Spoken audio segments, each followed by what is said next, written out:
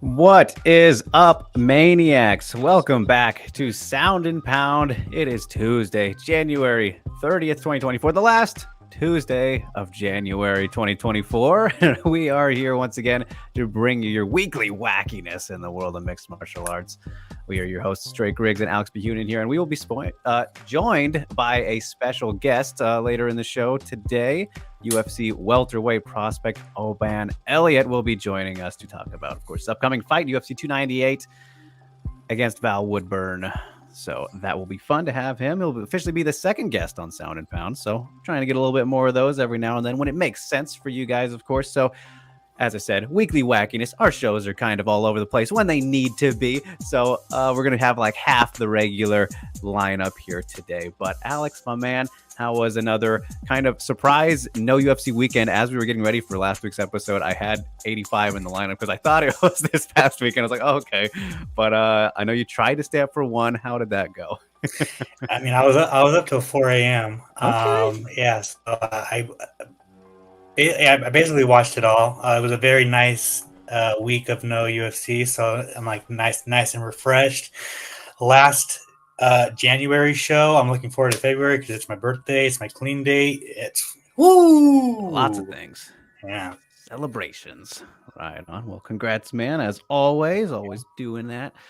But all right, let's get into things as, again, we're a little sporadic and we're just going to be going until Oban joins us. So you guys stay tuned for that. Spread the word. If you want to get any questions for him when he's here too, please do that. And of course, did you watch One Championship? I actually didn't. I did not. I saw some of the highlights. I still haven't gotten to the Takaru fight yet. I've been meaning to at least get on that one. I've seen his leg is absolutely, destroyed from that. But yeah, no, I need to catch up properly. Chatri just wanted to kill Sexyama for fucking no reason, bro. I guess just for fun. Yeah. That was I mean, what did we think was gonna fucking happen? That was not I mean, bro, it was just like, why even book that fight? Like, he literally just wanted to see a dead body. I mean, honestly, like what the fuck did he do to Chatri? God damn. Yeah, and so that he could make his claims about Japanese fighters getting crushed afterwards. Like, God, this guy is reverse psychology at its finest, huh? Not really.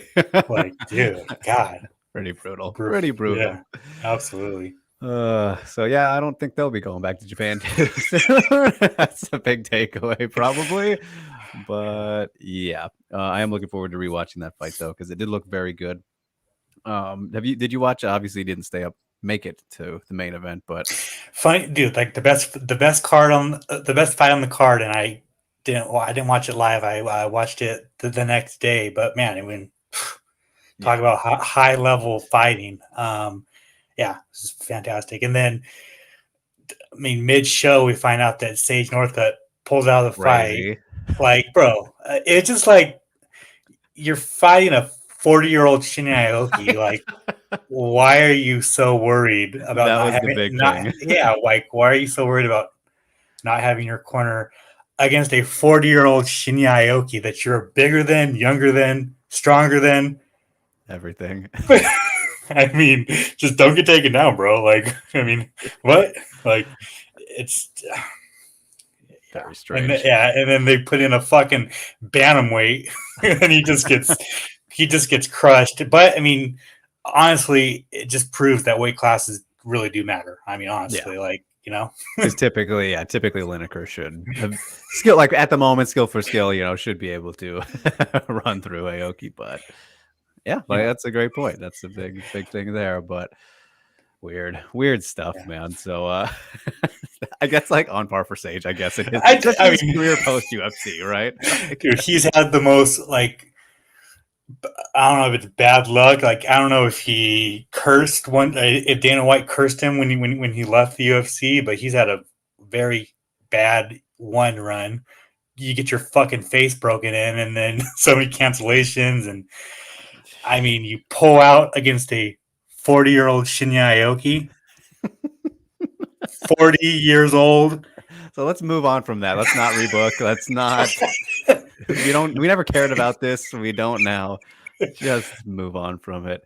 40-year-old Shinya Aoki Yeah, against 40. a Sage 20 Northcutt. something. Yeah. Like, God, dude. Yeah. Octagon updates asking specifically how old he is. I'm curious. I know that he is 40 now, but he's not like right on the dot. Oh, he is exactly 40 okay. years old. Okay. Okay. There you go. Yeah, not a good look at all. A really terrible look, actually. I mean, God. I mean, the thing was actually Cade Rutolo asked Chatri to step in to fight for his MMA debut. And I mean, that would have been, I mean, just to see the jiu-jitsu, I mean, that would have been fantastic, you know? Yeah, for sure. Yeah, I mean, the striking would have been the only thing he has to worry about, but it wouldn't have been that big of a worry, right? You know, like Aoki, of course, he can strike, but that's 40-year-old Shinya Aoki. Yes, a difference. There's a difference. So wild stuff. But Rio is here. What is up, man? Says, why is Chatri trash talk Japanese MMA while doing a show in Japan? Yes, as much as Dana has his fouls, I've never seen him say all Brits are bad at fighting after hosting an event in England. Yeah, it's very bizarre. I think that for some reason, like maybe not some reason, but he is very passionate about Japan and like wanting to be the best there, but is super bitter about the fact that he simply is not. Like doesn't have the best Japanese fighters ever. So he says this thing that's like a way to make him look better by, the ones we bring in, they all get crushed. It's like, well, not necessarily. Like even in the main event, like it was competitive. It wasn't like Takeru got destroyed, right? Like I saw some people thinking he should have won, which of course he's got a big fan base. Sure, bias was there, but I mean, was it a fair decision, Alex? Because like I think so. Yeah, I mean, I think it was pretty fair. I mean, I don't. There wasn't a robbery. I don't even think it was that much of a close fight, to be honest. But yeah, not like a domination destruction. Yeah, right, though. right. Yeah. So he's got his fucking legs beaten up. That was the big key there. Brutal. I mean, was that worse than Faber's, you think? Like look at the post aftermath. It's pretty gnarly. I think it was worse than Faber's. Like because like it looked like his whole fucking leg was fucked, you know? Yeah. Like, whew. Yeah, that was insane to see. So, and apparently, he said something about a fracture around his knee or whatever. So, Takeru gonna be on the mend, and hopefully not his last fight. I know he's very upset afterwards, but yeah, Richard agrees. Worse than Faber's. Those are the top two, pretty undeniably. Yeah. So crazy stuff over in a one championship for all sorts of reasons, as typically is the case. But Alex, there was news that we missed after last week. So I think let's talk about that real quick before our guest joins us here whenever they show up. UFC 300 got Kayla Harrison getting signed to the UFC, debuting against Holly Holm, bantamweight. Whole lot of things to this. Let's just talk about our reactions to that news and everything. Caught me off guard a pretty good bit. I knew a lot of people, no one seemed to fucking realize things about like Kayla's free agency status like the last two times, but like she was in the middle of dealing with that. And Don obviously threw a curveball with his one fight comment on MMA Hour, but I don't think that was ever necessarily true.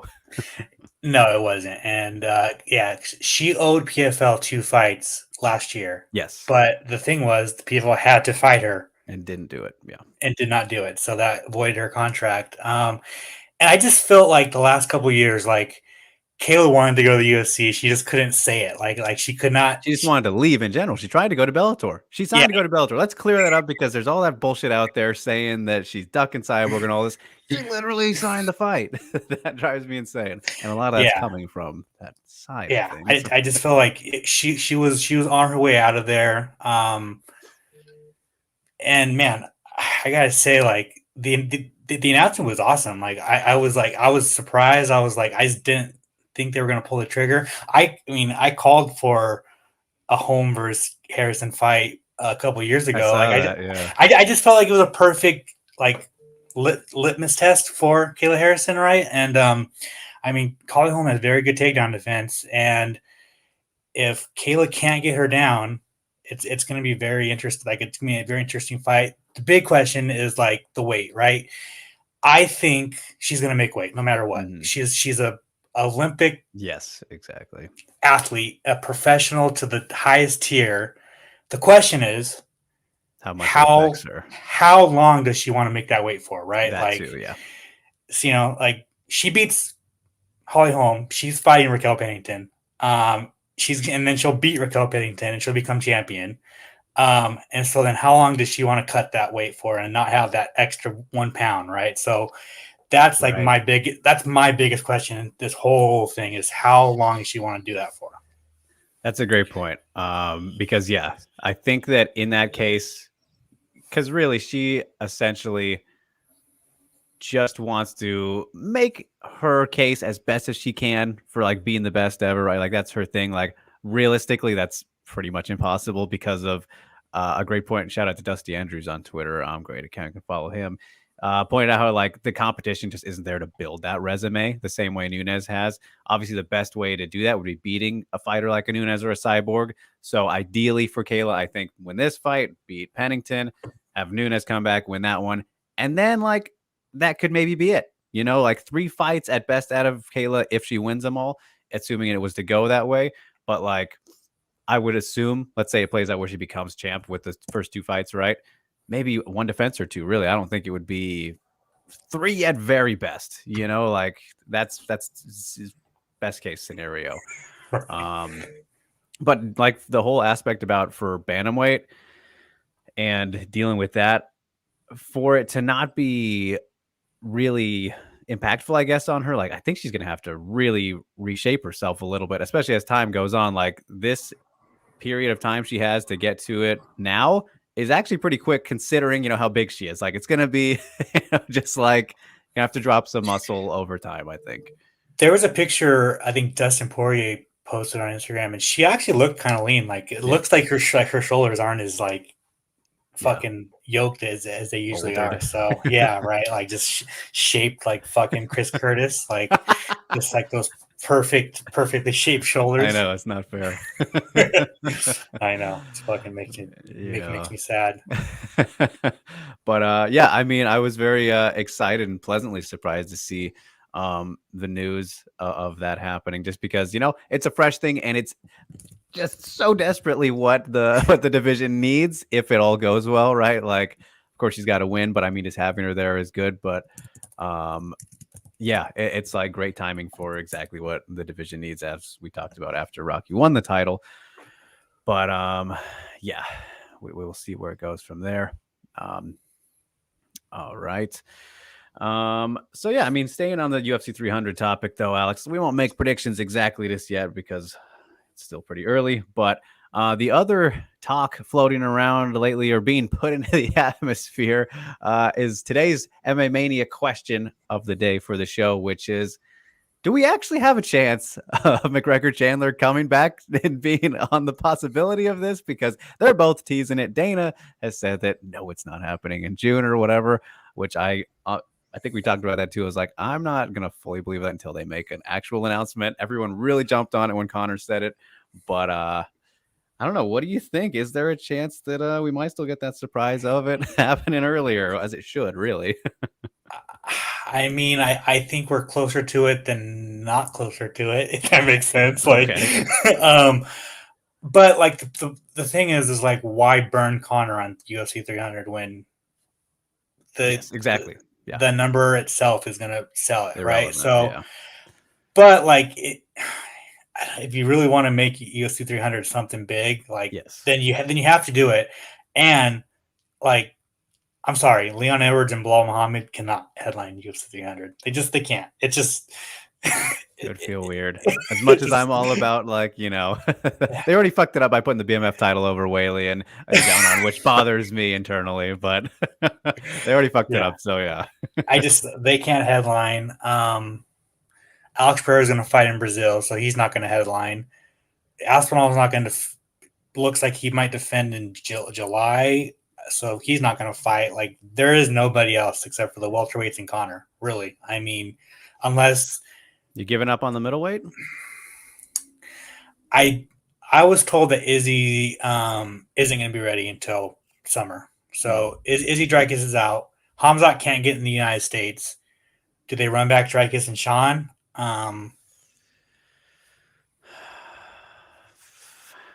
Yeah, it's a weird spot to be in. there's nobody else unless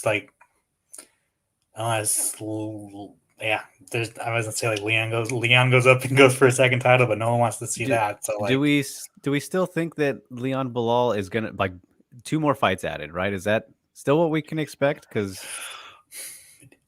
I mean, that would make potentially. Well, I guess if it was let's say it was Leon Bilal 2 and then Connor Chandler, then that would be 3 title fights. But 4 or 5 rounders, they've never done that before. Depends. I mean, if they go to London or wherever they go in July, they do Aspinall and Leon on that card. Like, just save that fight for the UK. That's potentially something. That would be good and big for a UK show for sure. Yeah, exactly.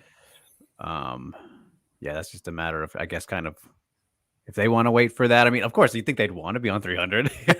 Like, why not? But obviously, everyone isn't super duper excited about that idea of it main eventing. Sam chiming in and says Connor versus Chandler main event. Like, there's like literally no, in terms of timing, there's no reason not to do that. But again, it's completely the business side, which has been, I think, what you and I have definitely both echoed, where it's like it's kind of wasting pulling in as much as you can from 2 separate events, right? Because again, 300 doesn't need that, even though the fan base will cry and complain still as they have, but it's not going to matter in the grand scheme whatsoever. You can do Connor versus Chandler with a bunch of amateur fights on the undercard, and it's still going to do over 1 million. Like, it does not matter. I don't know. Yeah, because my thing too is like, all right, John's not going to be ready for National Fight Week. Izzy wants to fight on International Fight Week, so that takes it that card. John's going to fight in November, right? So then where do you put Connor in like the other big cards throughout the year, right? So yeah, we shall see. It's going to be interesting. Saudi Arabia calling wild card. Oh, this is a fun little question to play here, Alex. Sam says UFC 300. I'd pay $100 at the moment. At this exact moment, Alex, what is UFC 300 worth? That's the question. Pretty damn good. I do like it a lot. On paper, it's like $35. Okay. Which is more for me because I'm more like a free 99 kind of pay-per-view. If you catch my drift, Okay. I hear you. I definitely hear you. But that's a fun one to play. But all right, on that note, you guys, we have our special guest here today, the Welsh gangster. Let's let him in. Oban Elliott to the show. Welcome, sir. How are you doing? Boys? What's going on, dude? How are you? I'm good. Yeah, just finished a long day's training, boys. I'm pretty tired. What'd you do today?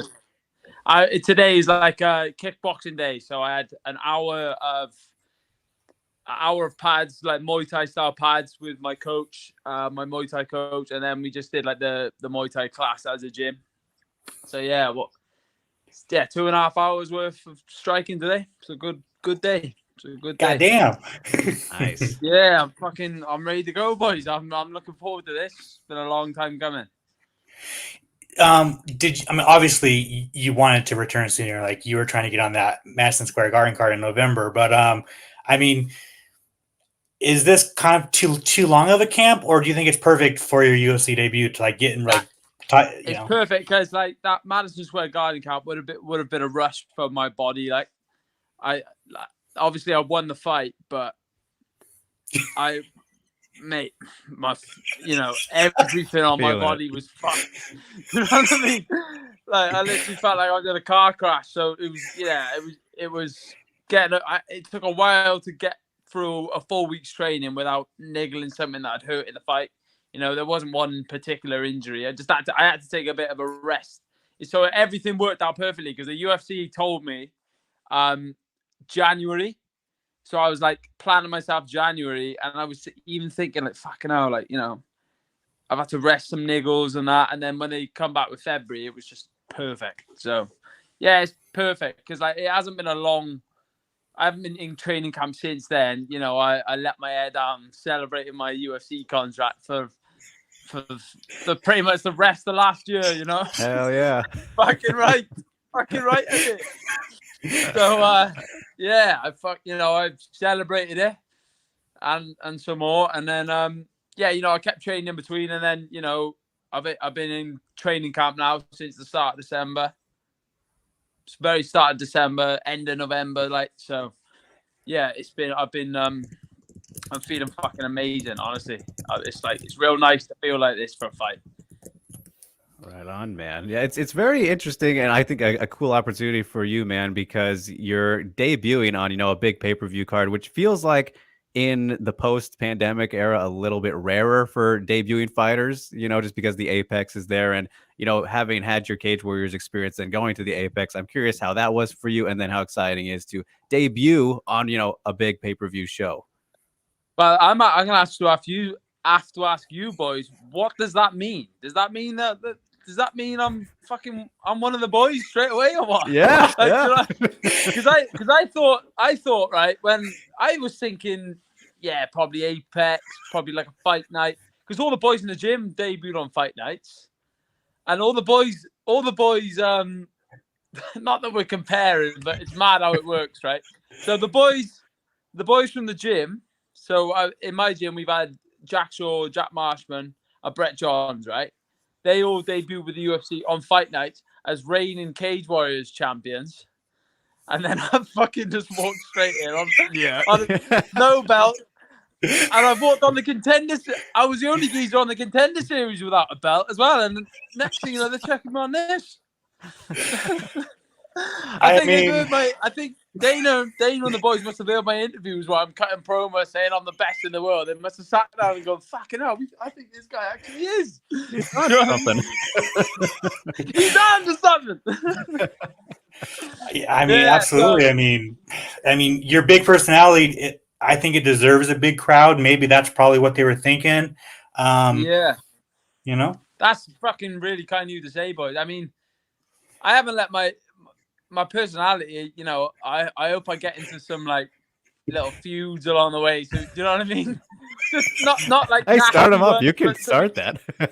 So each fight can tell a little story because like I've got nothing against fucking Val Wood, but what am I gonna do? Start talking shit to him? Like what? You know what I mean? Fucking he's just been cleaned out by Bo Nick, and now he's got to fight me. Like I feel like bringing him in and being like. Feel a bit bad, that yeah. But you know, other than that, I'm excited by all of this. Like fucking right, we're finally there. Yeah. I mean, when they offered you the name Val Woodburn, was it just like I'm in, like, or did you have to kind of like look at like who he was, or was it just you're fighting whoever the fuck they give you? Nah, because my manager Richard Shaw, he's my coach as well, so he's like, well, he's one of my coaches. So like Carl, well, basically he just phoned me up and says, "You're fighting Val Woodburn." Like, I don't sit there. And he just accepts it before, you know, him and Carl would like discuss it before they even tell me. You know what I mean?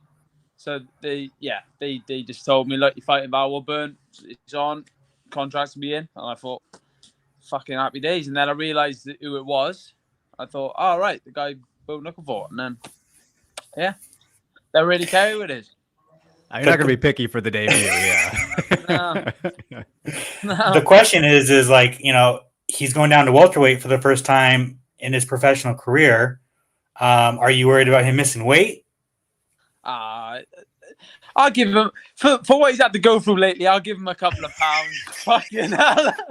He can just round it off to 175, mate. I'll let you off. Do you know what I mean? Fucking hell.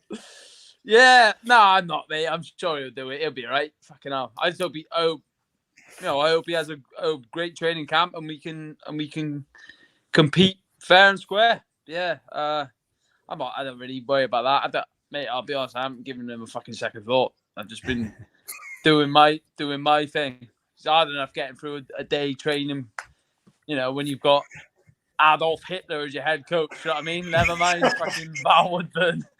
So, yeah. Are you still banned on Twitter? Yeah. Motherfucker. What happened? Colby Covington, that's what happened. Fucking yeah, he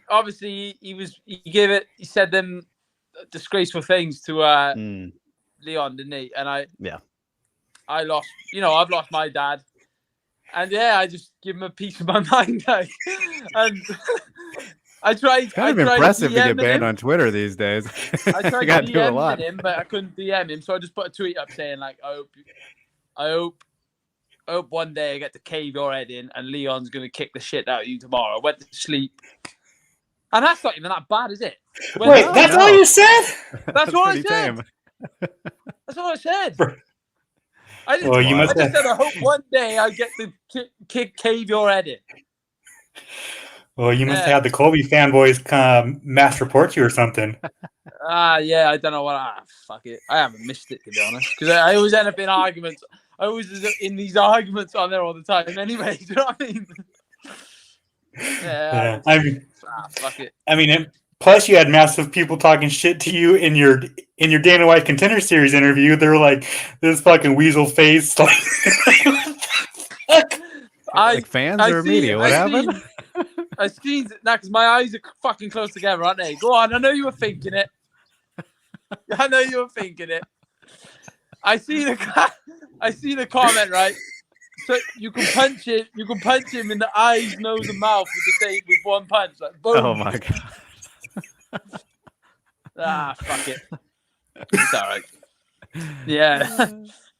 Yeah, they give me some shit on there, but it's all good. I love the banter. As long as I can take it back, I don't mind. Right.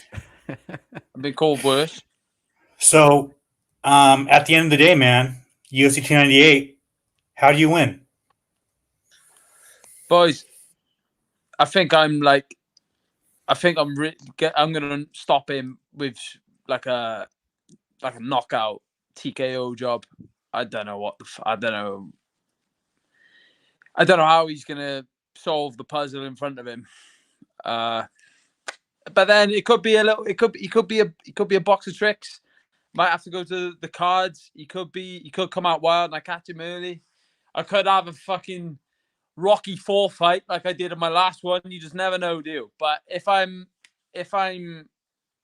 honestly, I'm really, really not underestimating him, right? But I honestly, I don't like his chances, put it that way.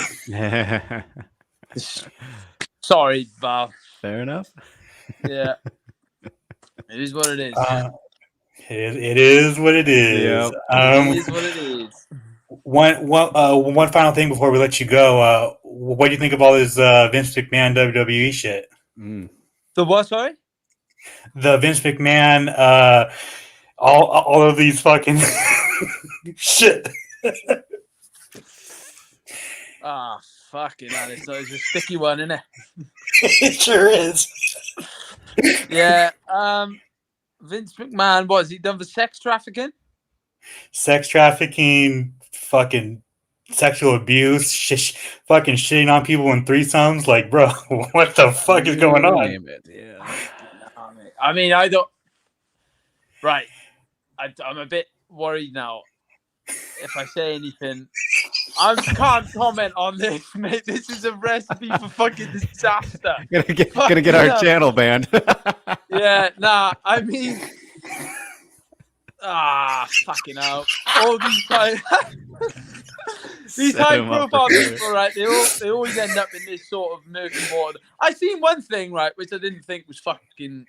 I thought this was a bit far fetched. That apparently he was trafficking girls to Brock Lesnar. Yeah.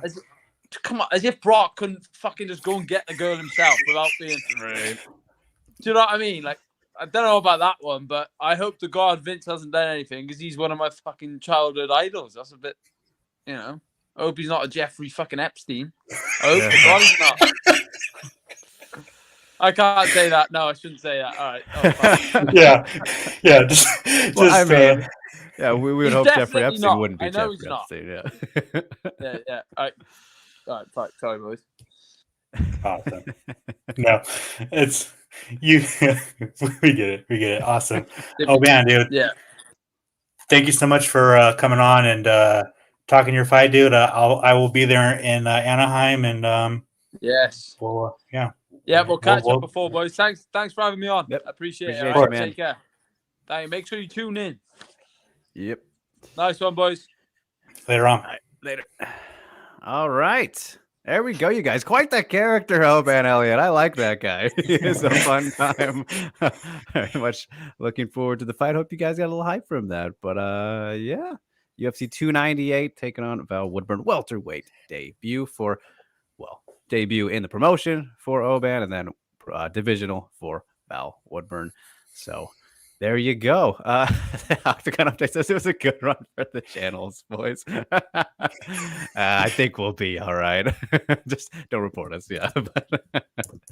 But good stuff there with him. So, all right. Well, let's get along now to our regularly scheduled programming. Get on back on track here, Alex, as now we can delve into what is coming up this week, which is UFC Vegas 85.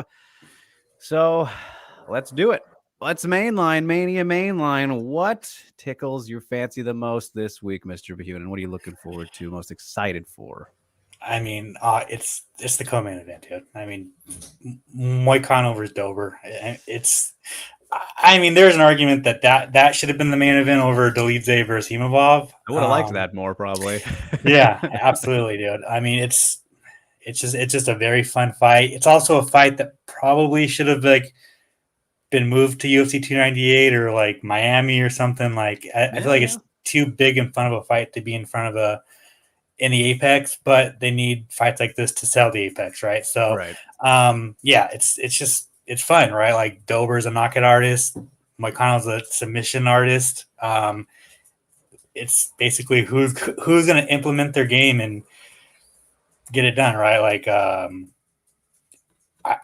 It's just a fun fight. It's a fun fight. I see a lot of people saying that Moicano is just going to kind of run through Dober and get him down, tap him. But really, man, it's hard to get a little stocky dude like Dober down. But it has been done before. That is true, but I would say by more superior grapplers, maybe. Not to say Moicano can't do it. Money Moicano, if you will. But that is definitely a very good fun fight. And it's such a good fight, you guys, that Drew Dober was almost our thumbnail picture today. But then I was like, oh, I guess we got to go with Connor. That's sexy man. You can't deny. You got to get those algorithm, I know. But I really wanted to give the handsome Dober some love there. He's quite the specimen. Can't deny. No homo, but it's all right either way. So for me, on my side, though, this is a no-brainer. You guys, it's goddamn motherfucking Natty Silva fight week once again. I love Natty Silva. She is absolutely one of my favorite fighters today. One of the best rising flyweights in the sport, and taking on Viviane Araújo. Kind of the first big top 10 test. Of course, she got past Andrea Lee with flying colors, but Andrea Lee kind of on the backslide a little bit at this point in her career. 4-fight losing streak. So there's that. Where not Vivi hasn't been doing the best lately either, but still kind of higher up there, of course. And I mean, beat Andrea Lee as is. But yeah, now that Natalia Silva has been just exceeding every single possible expectation since she got into the UFC, like one of the best UFC debuts of the past decade for sure. She's just so goddamn fun to watch. Her striking is ridiculous. And I mean, she lands things that don't even make sense, Alex. Like that spinning back kick to the throat of Teresa Blado was just violence. Natalia Silva, super fun. She is going to be a title contender one day. I'm very confident about that. I said we'll get a trilogy between her and Blanchfield for the title in 2025. It'll start there and will snowball. This could be a big leap for her. I'm very excited to see her fight all the time, but specifically for this one, because it's like that point of, all right, she wins and she's right in that mix. You can't go down after this one, right? So I can't wait for it. Who do you think has the bigger ceiling, Natalia Silva or Karine Silva? Ooh, that's a fun question. I'm so fully on the Natty Silva bandwagon that she's by default mine. I've been really liking Karine Silva. I think she's doing great as well, and we've seen more well-roundedness from her in the UFC. Like I don't want to necessarily say she's more well-rounded than Natty Silva, because Natalia just hasn't used her grappling as much as she did before the UFC. Like she was known mostly for her grappling pre-UFC, but then all of a sudden she's gone for a while, comes to UFC, and then is just insane striker. Like, so I'm not ready to say that right now, but in the UFC so far, like at their careers in the past so many fights, Karine has showed off more well-roundedness, which I think helps maybe make this a closer debate. But for me, I'm just, and as much as I've seen Natty Silva, I'm so sold on her. I really am. But yeah, they're both definitely going to be, I think, top 10 mainstays for like the next however long they want to be, I guess. So yeah, fun times, man, with these flyweight rising fighters. But all right, let's make the predictions now for the main event. You mentioned it, the middleweights back taking the spotlight. Roman Dolidze, Nasruddin Imavov. Pretty interesting one, Alex. For me, I feel like after the Strickland fight, my Imavov hype and expectations died down a whole lot. Like, I still think he's very good, obviously. But I don't know. These last two fights of his, if left a little to be desired, and I think he really needs a big performance here. But I'm not. Dolidze is a scary guy. What do you think about this one? Yeah, it's tough. I've been kind of going back and forth. I do think that Roman Dolidze beat Marvin Vettori last year. Yeah. And then Imavov looked really good against Chris Curtis for as long as that lasted. Yeah. But like you said, like Strickland kind of like brought it back down. Yeah. You know, like really, I just think Roman Dolidze's beat better guys. You know, has shown more, which is funny, dude. Like, dude, his first couple fights. So he came in on Fight Island, knocked that dude in with a knee, but his next 3 fights, I fucking hated watching him fight. Yeah, fully. I was like, all right, this guy is gonna be one of the just walls. Bro, it was like hurt my soul watching this guy fight. It was rough. And then he goes out there and just fucking kills people. I mean, just like violent finishes, which, you know, he finished people on the regional scene. So it was kind of back to his ways. So all that being said, I think I'm leaning Roman Dolidze because Imavov, the one thing that he's shown in basically all of his fights is he slows down, and it's five rounds. So there's like any big weakness or like kind of one thing like I'm grasping for in this fight is I think Imavov is going to slow down. Yeah, I think that's definitely fair. And I mean, not to say that couldn't happen with Dolidze either, because he hasn't gone 5 rounds before. But we haven't necessarily seen it to the same maybe effect as Imavov. And overall, I think what this one boils down to me again, which is kind of the same way I felt about really funny enough Strickland and Duplessis. But you remember how kind of my thing there came down to just how DDP is more dangerous and has much better finishing ability.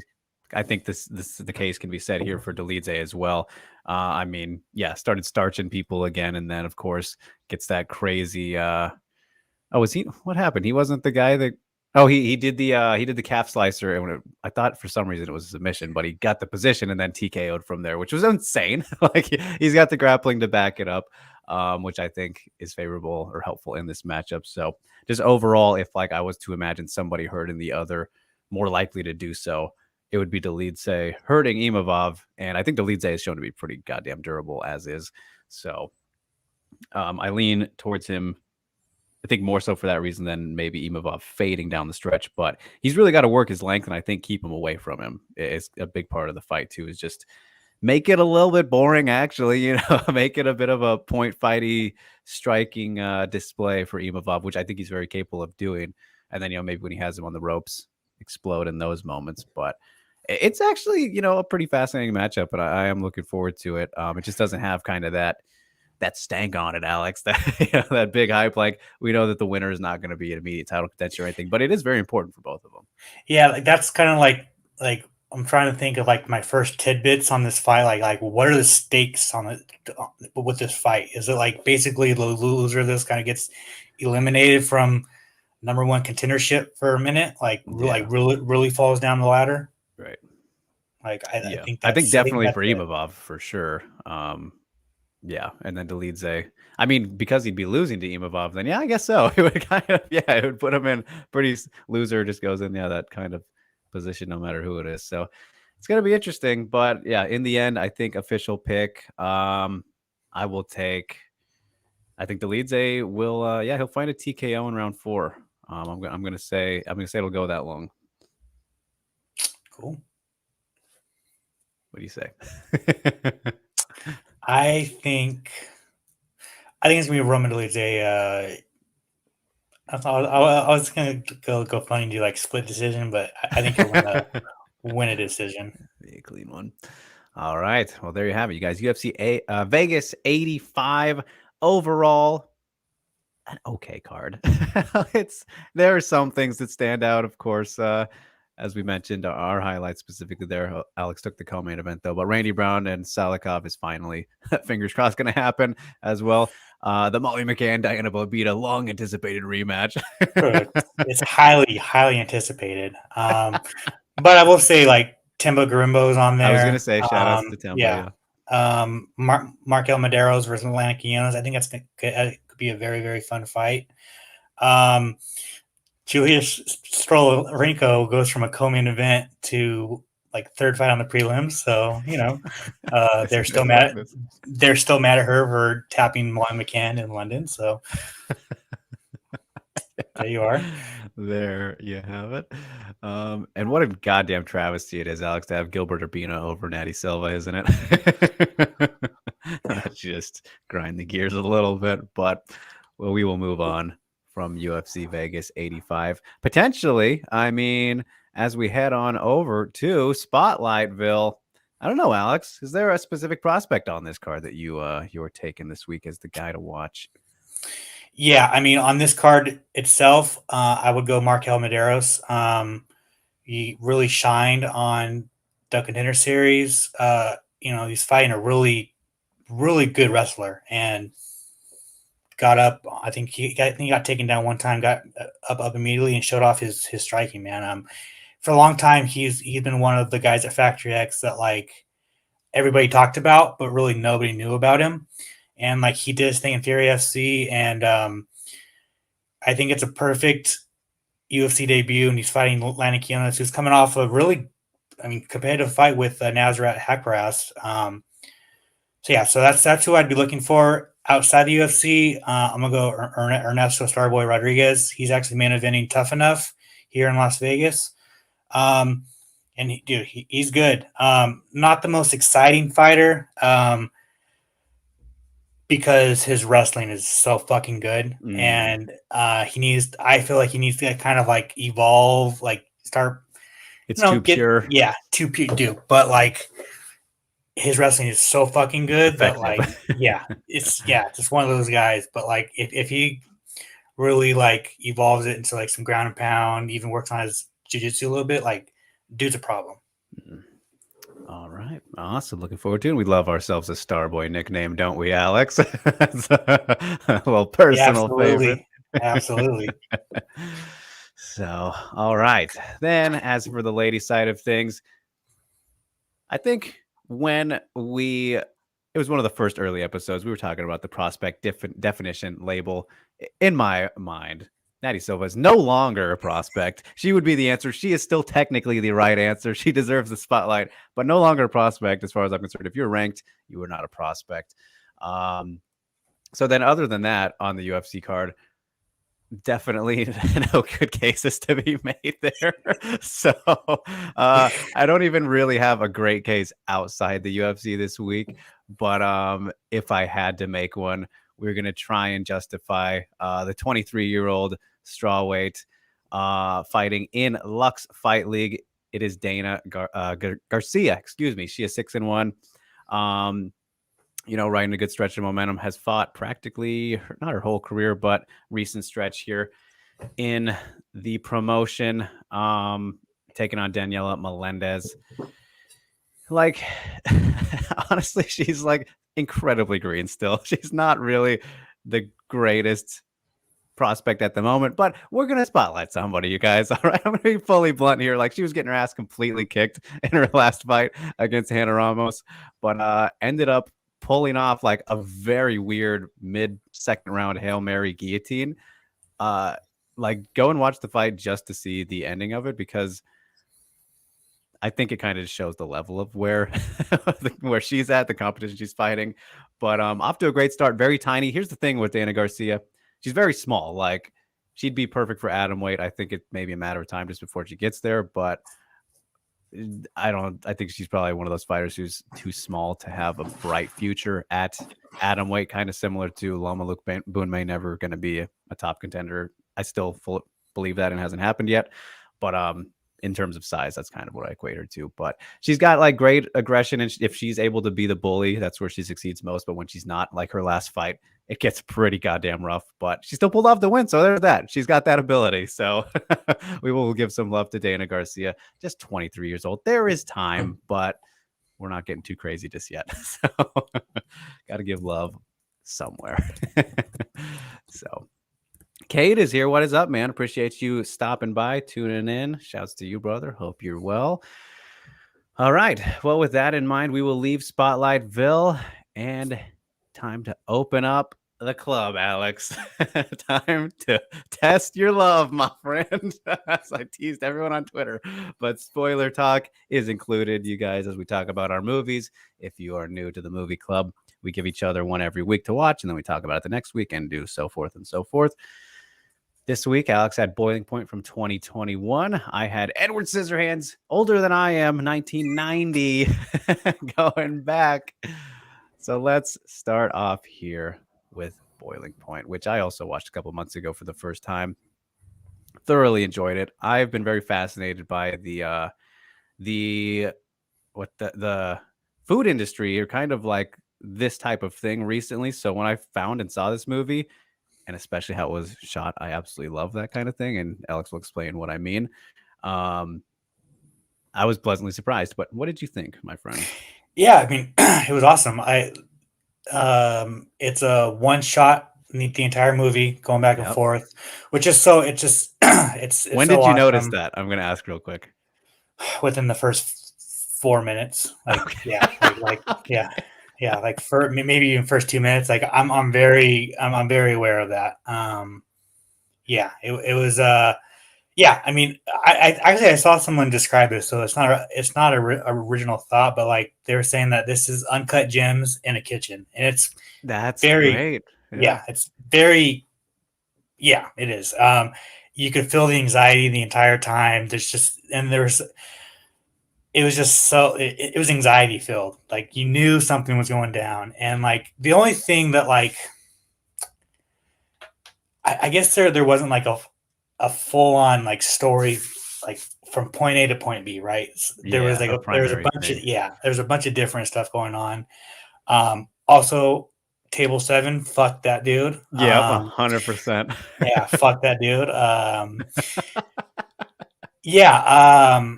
Stephen Graham was good. He was awesome. He's a very underrated actor. Just like, I don't know, like he just always looks fucking like just pissed. Yes, he does. He does. He's perfect for a chef in that regard. Yeah. So the other thing is, like, so I've never worked in the food industry, and I just like watching this fucking movie. Like, I can't imagine. It continues to go in my thought. Like, I'll go back to being a cashier before I go to a fucking food industry, because one, I'm too fucking passive aggressive and mean that like I would get fired. And also I'm fucking too sensitive that I would fucking snap and fucking fight somebody. So I just I can't do it. So there's that. But yeah, just overall it was awesome. I really do like the part of the movie where one of Carly snaps at Beth and just fucking just unloads on her. We have to shout out Vanette Robinson because for me, I think she was fucking brilliant in this movie. She, for me, was the star. I think that, yeah, her as Carly, she was chef's kiss performance. I thought she was great. Yeah. So it was awesome. Yeah, that scene just was just exploding.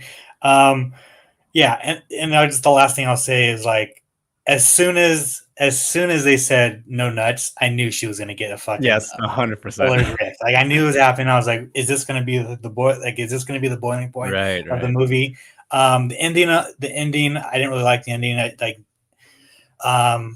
You know, obviously it's kind of like intended, like that he died of overdose, but like I would have liked to see some like clarity of like what happened. So, but that I just nitpicking. So overall, that was like an 8 out of 10 movie.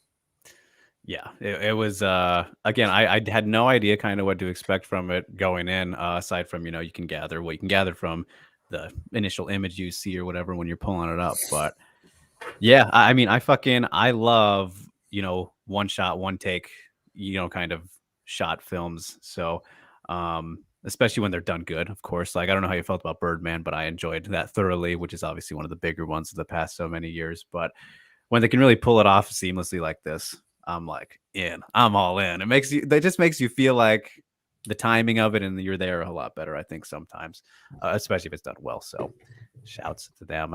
And Alvin says boiling point was truly spectacular. It truly shows how the engine that is the kitchen operates in the hardships of restaurant owners. Yeah, like, man, I love that description. Shout out to whoever said uncut gems in a kitchen, because that is very, very good. Got those peaks and valleys for sure. And fuck, dude, this is off topic before, not off topic, but off movie topic before we get to mine. But have you seen the trailer for Spaceman? Yeah.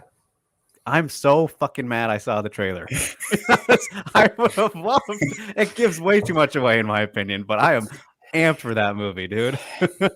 Dude, it's funny. Like, I'm a guy where I watch every trailer to everything, and lately, like, only like the big blockbuster movies, and maybe even like, or like, a special director, I'll watch trailers. For the most part, I'm kind of like, I'll stay away, or I'll watch one trailer and that's it. Like, because the trailers nowadays give away everything. Right. My thing was just like, I see Adam Sandler and I'm like, it didn't look like a comedy, but I was like, is it? I was just curious to see if it was, and then I'm like, God damn it, this looks fucking amazing. Totally kind of spoils a lot. So if you guys are curious of an Adam Sandler, another serious one that looks like for sure to be good, don't watch Spaceman, and I'm sure it'll be even better for you. Don't watch the trailer, I mean. But I'm so excited for that movie still, but I feel like I hurt myself by seeing the trailer. So yes. But James is asking, what does one shot mean in a movie? So it's where no cuts, James. So you know how you'll be watching something and it like clearly like shifts cameras to a different angle or something like that. This movie just kind of flows the whole time where, yeah, you see everything just going as if somebody's, just behind you filming a vlog or some shit like that. I guess it's a comparison I can make, but no cuts in terms of movie terms and that kind of thing. So yes, as Amadeus explains. So thank you for that. Right afterwards. He's got my back. But all right, now let me screen share here. Let's talk about Edward Scissorhands, Alex. Because this is what I was talking about. This is what I was referring to with my tweet. So this is good. It's gonna be hurtful, isn't it? This is gonna hurt the soul a little bit. So, I want to start this out by asking you, what is your favorite Tim Burton movie? Is it? I think it's Nightmare, right? You would say. Is it this one? I hope it's not this one. It's tough. mean, if it's probably Nightmare, but like he didn't direct it, right? Like he just wrote it. So, it's probably Edward Scissorhands. Like if I want to be a film snob, I go like Ed Wood. But yeah, probably Edward Scissorhands. What is it about this movie and Tim Burton that you like so much?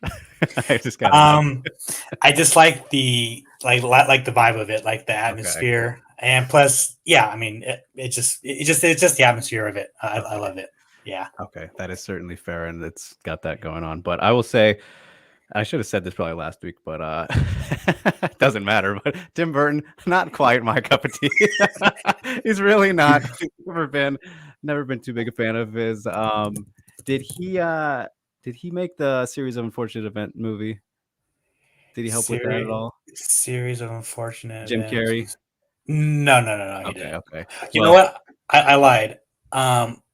It's between Edward Scissorhands and Mars Attacks. Those are my two. Those are my two. Okay, well, yeah, that one's great. Yeah, for the most part, though, like as a kid, I think my favorite was probably Charlie and the Chocolate Factory. That was pretty great. But yeah, I don't know. For the most part, he just doesn't quite do with me. And this, I always have had this confusion, Alex, between Edward Scissorhands and Sweeney Todd, because it's both Johnny Depp playing a fucking haircutting guy, right? Like, I haven't seen Sweeney Todd either, but I was like always confused which was which and what was going on there. I think that is a funny thing, but okay, well, let's hear what I think about this one now, because yeah, just right off the top, not necessarily for me, but I will say it was a very, like Alex said, atmosphere. That is a very big key thing. One of Tim Burton's best things that he's able of creating, very unique atmospheres. Obviously, that is undeniable. So like this movie right out the gate has a very silly, fun, kind of colorful, bright, just a cartoon like feel to the world, which is nice and different and all.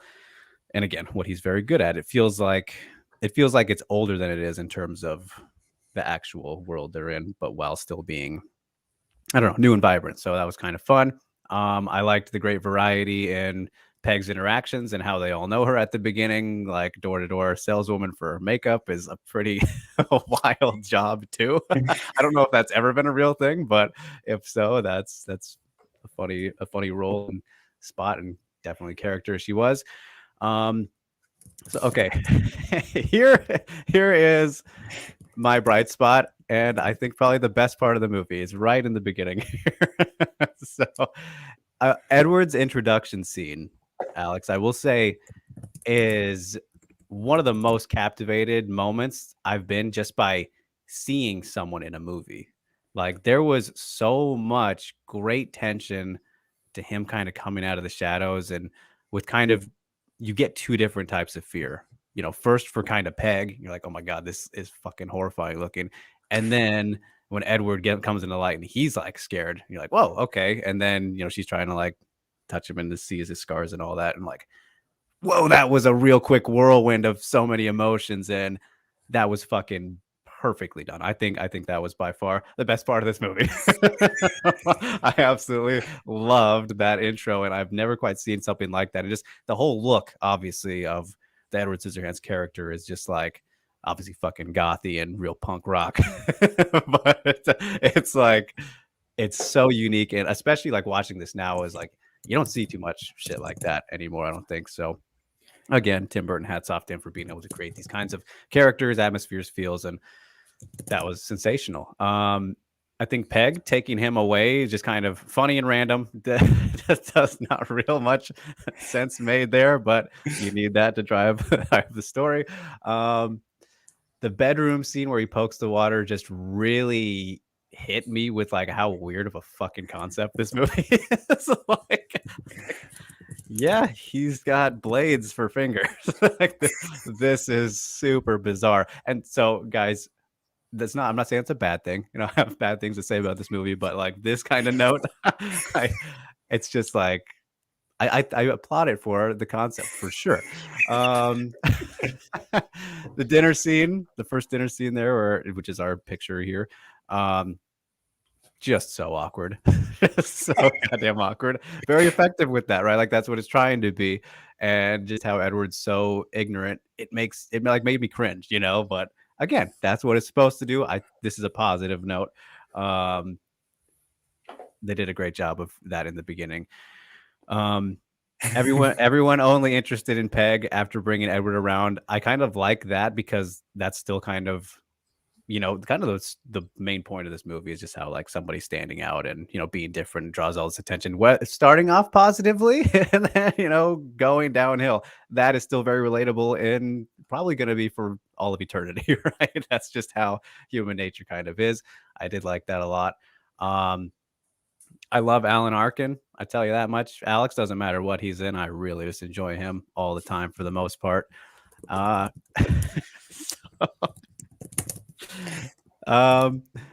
Joyce is so horny, Alex.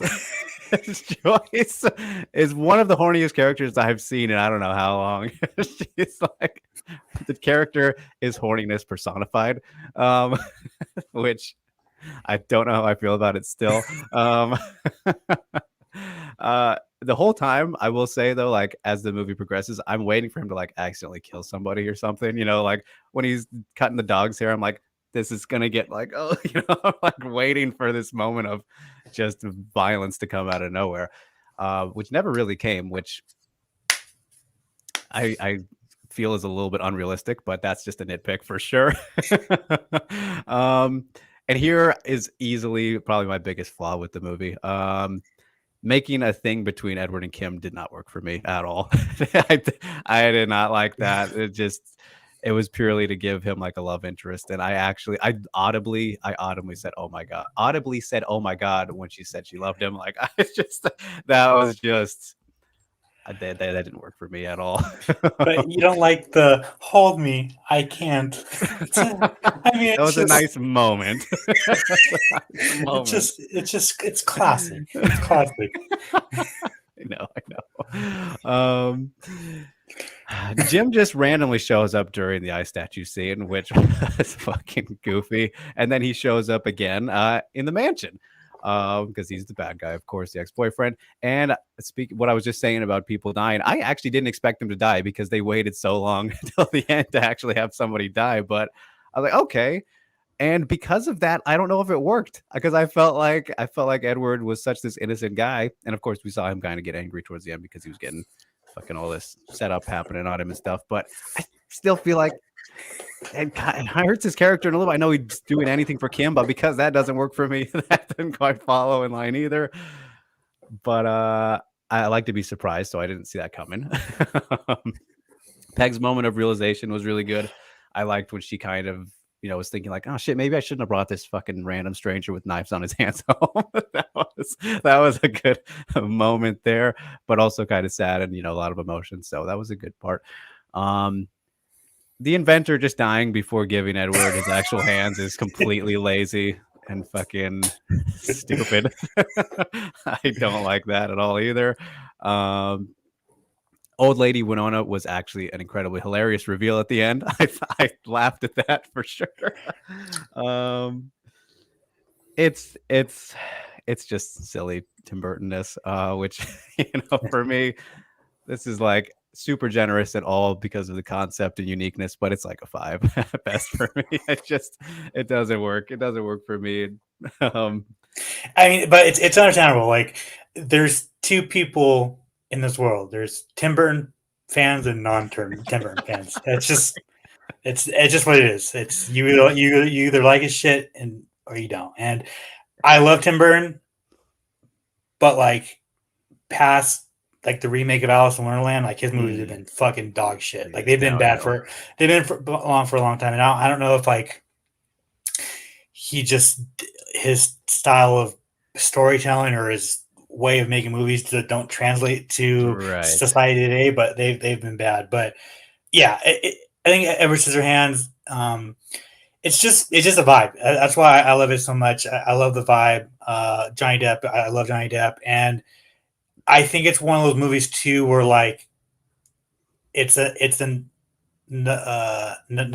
nostalgia thing. Yeah. Where like if you watched it when you were younger, you're gonna have even more of an appreciation for it. Sure. I believe, So Yeah. I think watching it on your first, like, you're like, oh, like, watching it as a grown adult, like, you Yeah. probably like, 28 years old, yeah, almost 30. exactly. Yeah, you probably won't have the same appreciation, but yeah. I get that for sure. No, I'm sure I would probably love the fuck out of this movie if I saw it when I was a kid, for sure. And kind of surprised that, I mean, maybe I didn't, I just don't remember it at all, which would be telling of my feelings now, I guess, still. But again, like, yeah, I don't absolutely hate Tim Burton or anything. Like I said, I still have great love for Charlie and the Chocolate Factory, which I did see when I was a kid, right? So maybe there was some of that too. I haven't rewatched it in who knows how fucking See, long. I fucking hated that movie so bad. Okay, so it's just I think that's a compliment to him, though, actually, that he can elicit so many different reactions from people. Yeah. So, but yeah.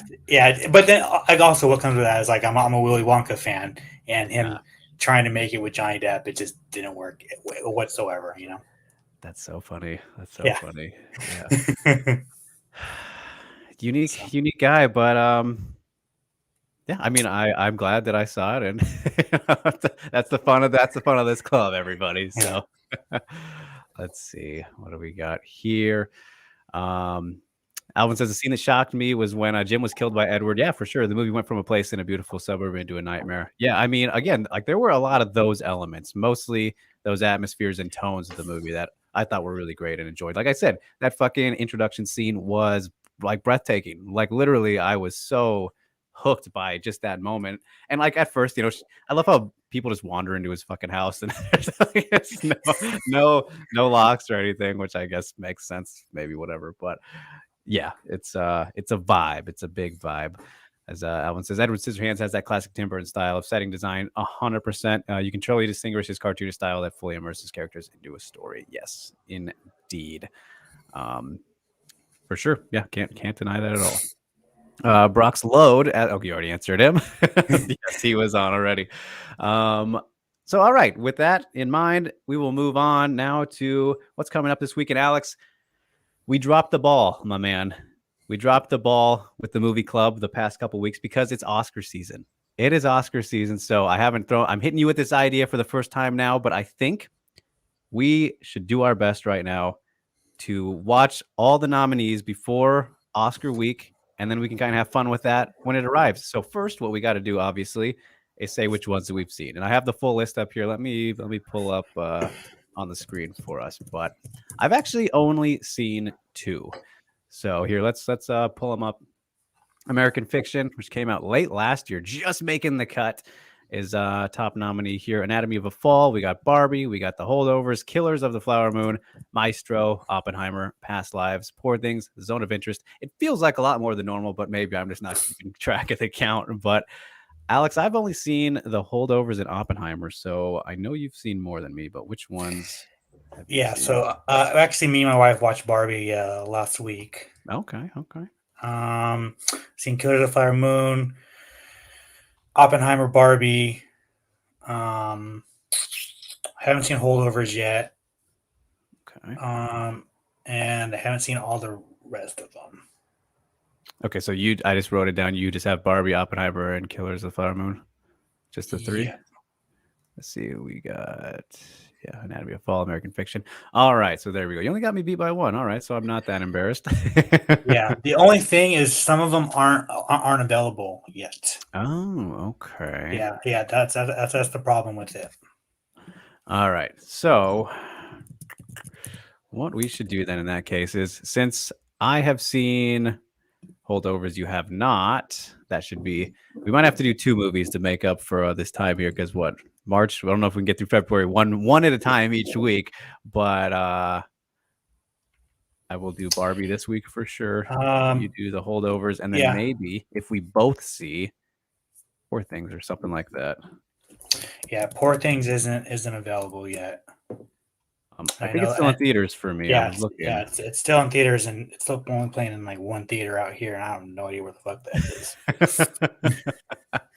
All right, so I guess it'll kind of depend. So how about this, you guys? We will kind of figure out our movies off of stream here, and then Mastro's on Netflix. Okay, that one's ready to go then. All right, so then let's start with that. So we'll do 2 movies this week. I will do Barbie and Maestro, and then you'll do Holdovers and Maestro. How about that? Sounds good. Hell yeah. And then we can I want to do this because then we can decide during Oscar week which we think should have won, right? And I'm super excited to actually watch American Fiction. I've heard so many great things about, and just writing in general. I'm extra excited for that one. So maybe we'll do that one next week. But yeah, there we go. All right. Do you like my idea? Is that good? Yeah. Bringing it on you there. yeah, that's cool. Yeah. Fine. Me. I do it every year anyway. So yes, exactly. All right. So with that, you guys, we'll get to some of the questions you got throughout the show here real quick before we wrap it on up. We'll go back to earlier, right before Oban came on. Jin Karasu, my man, appreciate you. Good to see you. Says, I don't know if you watched JHK's show on MMA All-Star, but he fell for the meme tweet about the UFC making a 165 division, moving 170 to 175. Is he star for Conor? Just smart. I didn't see anything about this. I saw he made a video about this or whatever, but I can't say if how stupid he is. Shout outs to John, but because I didn't see the original source here. Did you see the origin of this, Alex? Yeah. It was going around. Someone tweeted it out, and then all of the Instagram pages ran with it. Fucking shit annoys me. So then people jumped on that, and it just became this one big thing. And so like we know that's not ever happening. So I will fault John for that, but that is funny. And I don't even think that would be that big of a deal to add to UFC 300, which was part of the rumor, right? So yeah, we get that out of here. Rio asked, did you know that one pays for Sky Sports? How funny is that? Yeah, it's actually very hilarious. Just because of like all the stuff that they say, but I mean, you gotta do what you gotta do, I guess. So there's that. James Kendrick, my man, says opinion on why the fake BMF belt is the co-main and not the Zhang Weili fight. I call it Zhang Weili's fight because she's the clear A side, and it's clear because they don't care about the Asian market. There's, I mean, to an extent, obviously, but it's purely because the fight itself will be better, pretty much. Like, and obviously, name value, obviously. Yeah, bigger overall names. Like, again, I'm fully of the belief that undisputed actual titles, should always be at the top of the card. And this goes in any situation, right? Like, if you remember this, Alex, I want to say it was one of Tito's fights in Bellator. I don't remember if it was the Bonner one, but this is actually really funny in hindsight. But I think Chandler versus like Primus 2 or something like opened the main card. And there were no title fights like after that. I was like, what the fuck is this bullshit lineup? Like, that stuff drives me insane. So I'm very much against them doing the order this way. Because again, yeah, it's a fake belt, but it's very understandable why they're doing it in this case, but no justifying the one I just mentioned back in the day, obviously. Do you remember that? I do, yeah. God, that was some silly stuff. Vintage Bellator. Synchro says, we talked about this on WMA today, but what's the purpose of talking about a fighter's ceiling? I mean, it's kind of just prediction talk for the most part, right, Alex? I mean, when you think about a ceiling, and I mean, in some case, obviously, it's like what we've seen and probably think they're not going to be better than that at that point. It's mainly just a talking point and kind of like a prediction on like, how far do you see this feel, like how far do you see her going, or how fast you think this person can get there or whatever. Yeah, exactly. Very well said. And then Ghost here wrapping us up, unless anyone throws anything else in real quick. But he asked, how much would you guys price that last one card? The card of funny nonsense. So we talked about this a little bit last week. But in hindsight, how much is that card worth, Alex? That's free. $5 just for tension. $3.99.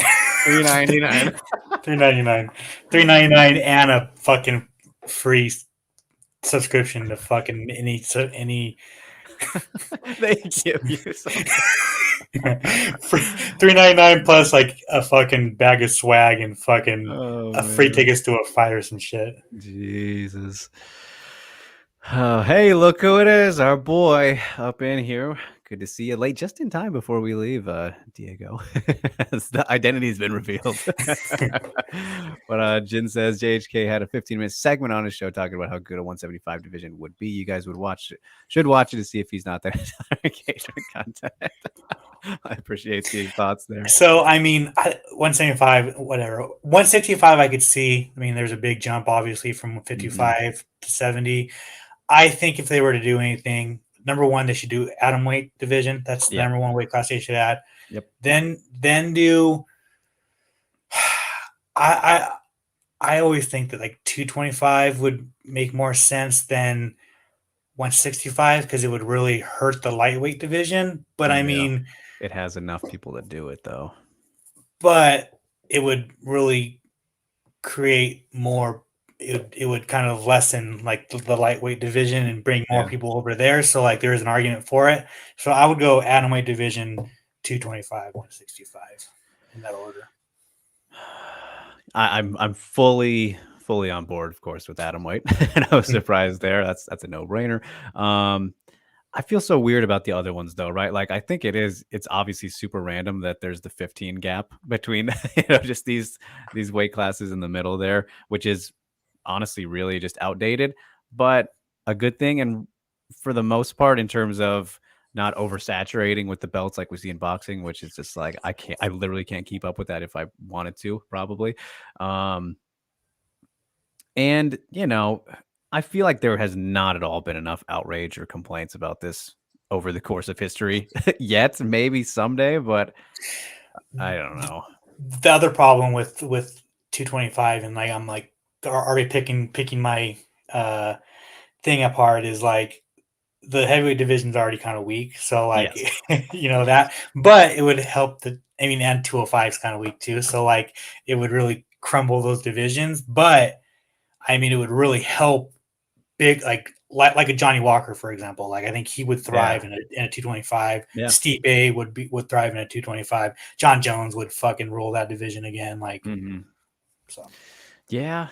I mean, if I was to go with one, that would probably be it. Even though I love the madness of 207 technically to 266, right? I love that absolute chaos. But I mean, no one fucking weighs in that light anyways, unless you're Dan Henderson. So is what it is. But unfortunately, I'm not sold on us getting multiple divisions anytime soon. We can hold out hope for atom weight, but I mean, it's that whole not enough finishes. Not enough finishes for Dana White. That guy doesn't even know the division's real. like atom weight isn't that the thing that's in your body? Right. We can only hope. But all right, on that note, you guys, that will wrap up episode 16 of Sound About. Thanks so much for tuning in. This was a real fun one with our second guests and some good old banter throughout as per usual. UFC Vegas 85 going down this weekend back in the old Apex. Alex will be on the scene. He'll be at Media Day tomorrow and all the rest of the festivities for the week, at least I'm presuming, unless you're not taking any breaks. But other than that, what do we got coming this week, Alex? Anything to plug?